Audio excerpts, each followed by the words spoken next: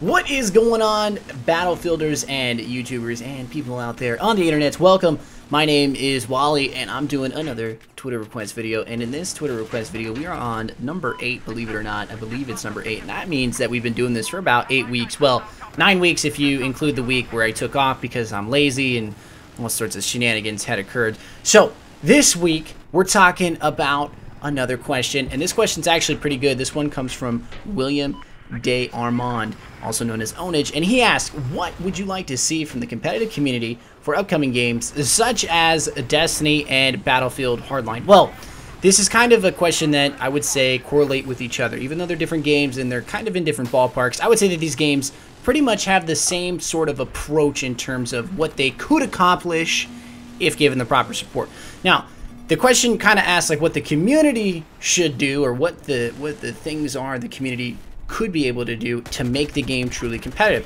For Battlefield, we kind of already have it, in my opinion. I'll hit Battlefield first, and then I'll touch on Destiny. So for Battlefield, what the community needs more than anything is dev support at launch. That means private servers at launch. We live in a day and era where developers and publishers think it's okay to rush out games and then deliver communities with custom servers later and expect these games to have true competitive support.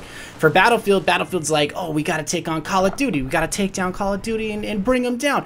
But Call of Duty's strongest thing going for it is the fact that it's consistent, its quality and production quality are very high, and it's got a great competitive support and a competitive scene supporting the game on every single launch or different version of the game. For Battlefield, it's a little different. It's got, you know, good production quality. It's getting there. I like it. I think a lot of people like it, but it comes out half-assed and broken half the time, which undoubtedly, unfortunately, hurts it. And on top of that, it gets very little dev support, and consoles, for whatever reason, don't get private servers until 7 months into the game's release. Doesn't make any sense to anybody. On top of those private servers, you as an individual have to pay for them. Now, I know Battlefield's a little bit different than Call of Duty because Call of Duty is an arena-type shooter. Battlefield's more of a large-scale shooter, and it kind of makes sense to pay for servers. I'm okay with that. I'm not even going to argue that point. I think it's fine. To pay for a 64-man server, I think I would have to pay for that. To pay as much as they're asking, it's debatable, but again, not really the conversation point here.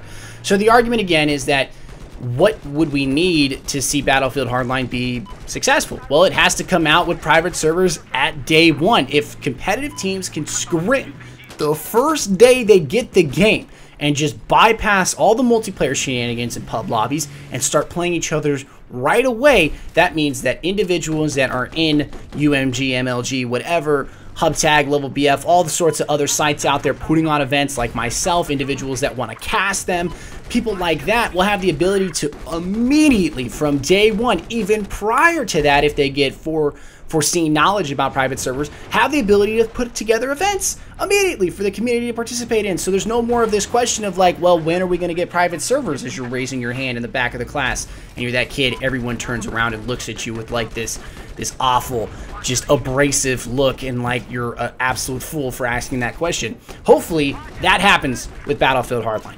Now, the problem is with Destiny is that this is the same question. Are we going to get custom lobbies at launch? And so far, every single time that question has been asked, it's been sidestepped. It's like, well, we're giving you, come on, we're giving you Peter Dinklage and like 7 competitive game modes, and we're calling them competitive, but we're throwing the air quotes up when we say that. We're not really giving you private servers, but they're competitive game modes. I mean, come on, we're Bungie. Give us a break. You know, we made Master Chief. It's Destiny. Come on, Peter Dinklage.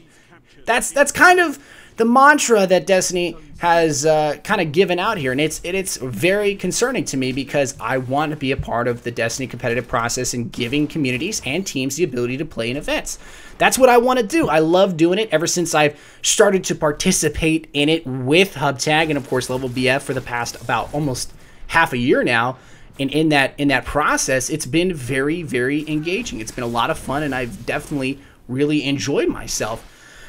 It's frustrating because this notion of private servers not coming out right away really kills games. Titanfall is a perfect example of this, where Titanfall had this huge hype train behind it, but again, Private servers were not released day one. They were released later. And by that time, the competitive tournaments going on for it, people were like kind of dragging it along like it's the unwanted kid at a supermarket getting candy.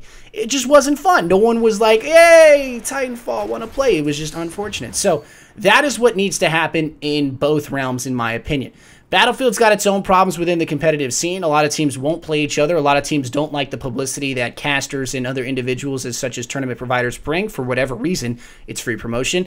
And again, I have my own opinion about that. I think if anyone wants to cast your game, doesn't matter how good or bad they are, as long as they're not like too negative about your gameplay or anything like that, and they're offering free promotion, you should accept that. Now, that, again, is an argument for myself, and shameless plug there. I apologize for that.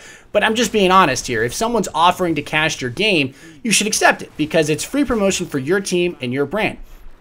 With Destiny, I don't know the scene as well as I know it in Battlefield. So again, I'm kind of out of the loop there. I definitely will get to know the scene as we put on more events. And I definitely want to become a part of that scene more so than I want to be a part of the Battlefield scene. I want to be in both scenes, but as an event coordinator, I want to be able to reach out and give everybody a bear hug. You know, not just the Battlefield guys. I want to give Destiny and Battlefield a bear hug.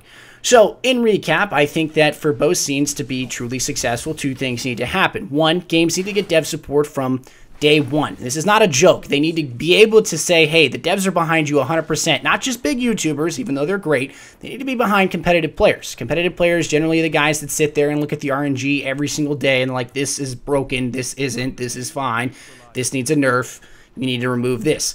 These are the individuals that need to be taken more seriously.